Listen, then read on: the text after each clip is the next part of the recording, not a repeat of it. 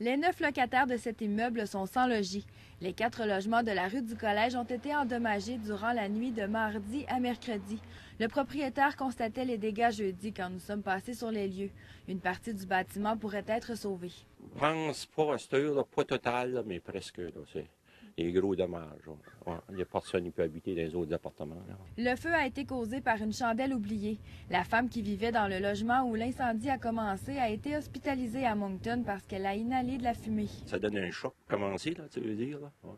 C'est le pire, on a du temps peur que quelqu'un a passé au feu ou quelque chose de même. Ça arrivait à 3 heures de la nuit, tu veux dire. Puis, c'est pas un bon temps pour un feu, là, là, mais on était chanceux qu'il y avait du monde debout puis qu'on pu appeler les pompiers. Puis, Selon le propriétaire, tous les locataires sont hébergés par des membres de leur famille ou des amis. Les 4 logements sont inhabitables pour le moment. Le calme est revenu à la caserne de Bathurst après les alertes successives du début de la semaine.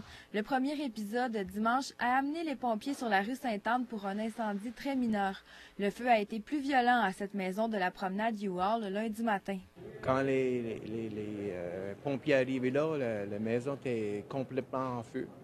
Ça a l'air que la maison brûlait au moins peut-être 3/4 d'heure, 1 heure avant que la propriété était en dehors le Canada, puis il n'y avait personne dans la maison. Les causes de cet incendie sont encore indéterminées. On a demandé à la province, le Fire Marshal's Office, pour envoyer un investigateur pour faire son enquête.